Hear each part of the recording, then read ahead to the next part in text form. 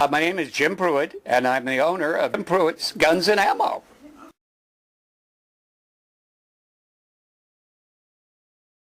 Well, the first thing we do when a customer comes in, we go, what kind of gun do you want? Oh, I don't know. And then we start asking him more questions. Are you going to get a concealed handgun license and carry that gun on your person? Well, we want to determine that because we need to then know that they need a small size gun to carry on their person. And then we go, where do you think you need this weapon most? And most people will say at home invasions and stuff like that, which is probably our most serious threat, or getting carjacked. And that's where they run into the back of you and block you in and rob you and so forth. And we find out that information, look at their physical size and so forth, and help determine that they're going to be comfortable with the gun. If they don't like it, then they're not going to take it out and practice with it. And that's the most important thing, that they get practice.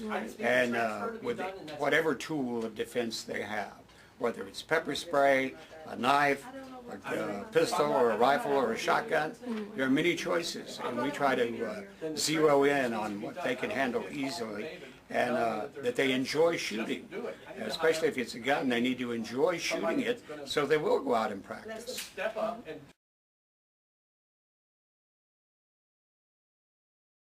Have a gun someday.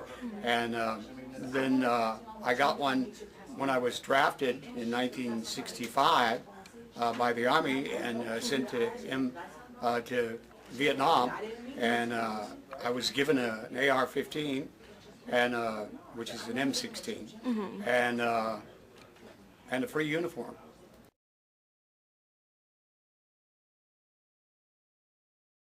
You really can't stop the man, because people, they want to purchase guns, they want to protect themselves, and it's not like, I don't know, you can do a psychological screening before you buy a gun. I mean, right. I mean, and how long is that psychological screening good?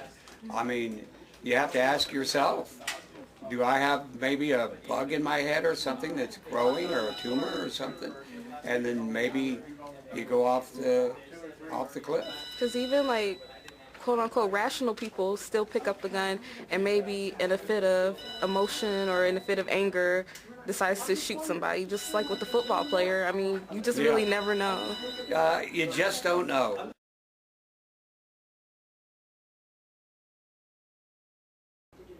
He once told me when I was like 7 or 8, he said, if you ever, because he'd come back from World War II, and he had a .45 pistol, and I got to hold it, empty of course, and I thought, man, that's awesome, awesome. He said, don't ever pull a gun on someone unless you plan to use it.